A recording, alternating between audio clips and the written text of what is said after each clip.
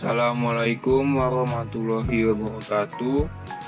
Perkenalkan, nama saya Ilhan Majid dari kelas Sistem Informasi 2022B dengan NIM 2205 1214 065. Di sini saya akan menjelaskan tentang sejarah perkembangan komputer. Pertama-tama, apa itu komputer? Komputer adalah alat elektronik yang dapat menerima input data, dapat mengolah data, dapat memberikan informasi, menggunakan suatu program yang tersimpan di memori komputer, dapat menyimpan program dan hasil pengolahan, dan bekerja secara otomatis. Selanjutnya, sejarah komputer itu dari 1617 yang dipelopori oleh John Napier. Lalu selanjutnya dari 1674 yang dipelopori oleh Gottfried Leibniz. Yang selanjutnya ada 1812 yang dipelopori oleh Charles Babbage dan lain-lain. Lalu selanjutnya ada komputer berdasarkan data yang diolah. Yang pertama ada komputer analog, yang kedua ada komputer digital, yang ketiga ada komputer hybrid. Komputer analog digunakan untuk data yang sifatnya kontinu dan bukan data yang berbentuk angka, tetapi dalam bentuk fisik, seperti misalnya arus listrik, temperatur, kecepatan, tekanan, dan lain-lain. Lalu komputer digital digunakan untuk data berbentuk angka atau huruf. Keunggulannya itu memproses data lebih tepat, dapat menyimpan data selama masih dibutuhkan oleh proses, dapat melakukan operasi logika, data yang telah dimasukkan dapat dikoreksi atau dihapus. Lalu selanjutnya ada komputer hybrid, yaitu kombinasi komputer analog dan digital. Selanjutnya ada komputer berdasarkan ukuran. Yang pertama ada mikrokomputer, yang kedua mini komputer, yang ketiga small komputer, yang keempat medium komputer, yang kelima large komputer, yang keenam ada superkomputer. Selanjutnya ada komputer berdasarkan kegunaan. Yang pertama ada special purpose komputer, yaitu komputer yang dirancang khusus untuk kebutuhan khusus. Program tertentu sudah tersimpan di dalam komputernya, dapat berupa komputer analog maupun digital. Umumnya adalah komputer analog. Yang kedua ada general purpose komputer, yaitu komputer yang dirancang untuk menyelesaikan bermacam-macam masalah, dapat berupa komputer analog maupun digital. Umumnya adalah komputer digital. Selanjutnya ada komputer generasi pertama. Sirkuitnya menggunakan vacuum tube. Program dibuat dengan bahasa mesin, yaitu assembler. Ukuran fisik komputer sangat besar, cepat panas. Proses kurang cepat, kapasitas penyimpanan kecil, memerlukan daya listrik yang besar, orientasi pada aplikasi bisnis. Pada tahun 1946, ENIAC, yaitu komputer elektronik pertama di dunia yang mempunyai bobot seberat 30 ton, panjang 30 meter dan tinggi 2,4 meter, dan membutuhkan daya listrik sekitar 174 kW. Lalu pada tahun 1953, IBM 700 menjadi komputer komersial berukuran besar, komputer generasi pertama yang paling populer.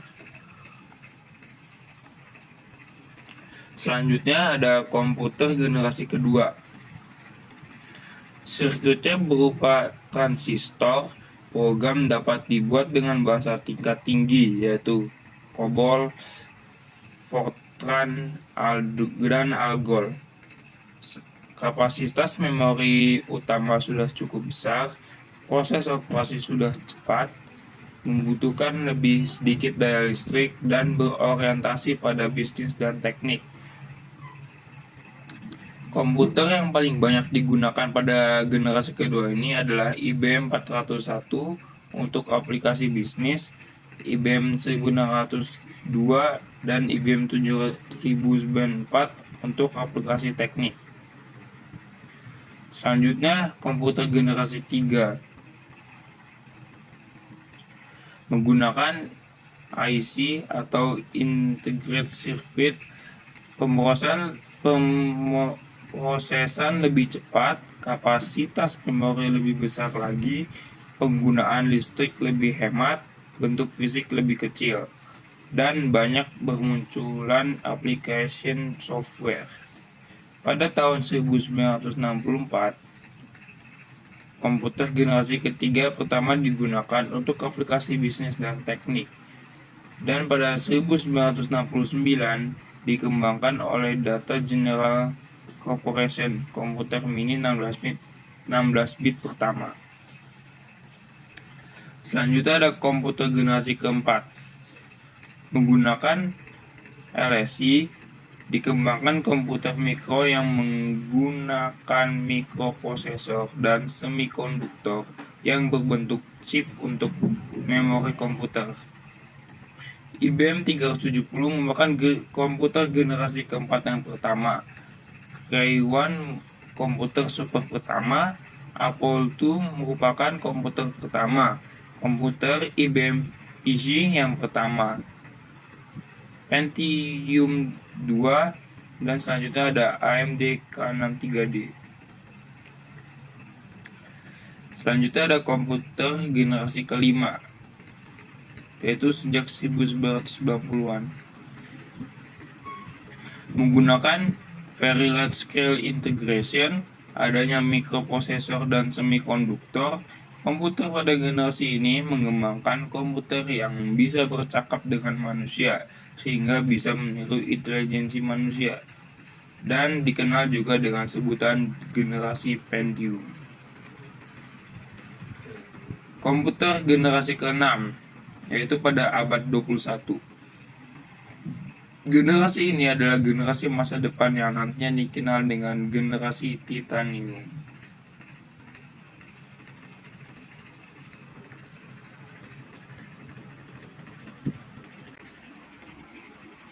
Selanjutnya ada data dan informasi. Data yaitu sesuatu yang belum mempunyai arti bagi penerimanya dan masih memerlukan adanya suatu pengolahan. Dan informasi merupakan hasil pengolahan dari sebuah model, formasi, organisasi, ataupun suatu perubahan bentuk dari data yang memiliki nilai tertentu dan bisa digunakan untuk menambah pengetahuan bagi yang menerimanya. Selanjutnya ada siklus pengolahan data. Yang pertama dari input, selanjutnya proses, yang terakhir output. Selanjutnya ada siklus pengolahan data yang dikembangkan seperti yang terlihat di gambar ini.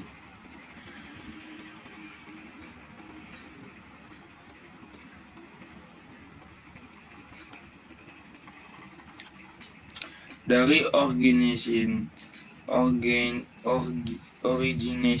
yaitu proses pengumpulan data yang berupa proses pencatatan data ke dokumen dasar. Selanjutnya input, proses memasukkan data ke dalam proses komputer melalui alat input. Selanjutnya ada processing, proses pengolahan data dengan alat pemproses yang berupa proses menghitung, membandingkan, mengklasifikasikan, mengurutkan, mengendalikan, atau mencari di storage. Selanjutnya output, yaitu proses menghasilkan dari hasil pengolahan data dengan menggunakan alat output, yaitu berupa informasi.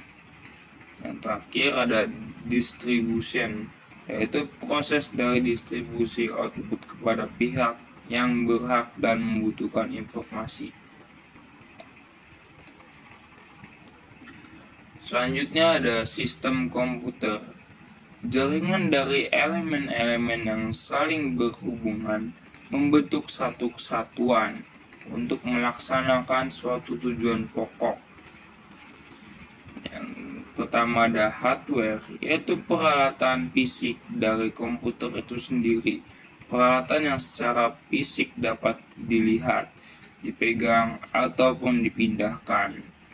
Yang kedua software, suatu prosedur pengoperasian dari komputer itu sendiri ataupun berbagai prosedur dalam hal pemrosesan data yang telah ditetapkan sebelumnya. Yang ketiga ada brainware, orang-orang yang bekerja secara langsung dengan menggunakan komputer sebagai alat bantu, ataupun orang-orang yang tidak bekerja secara langsung menggunakan komputer tetapi menerima hasil kerja dari komputer yang berbentuk laporan. Selanjutnya ada bagaimana komputer bekerja. Yang pertama dari input, yang kedua dari processing, yang ketiga dari storage, yang keempat output, dan yang terakhir adalah communication. Selanjutnya ada perkembangan teknologi komputer.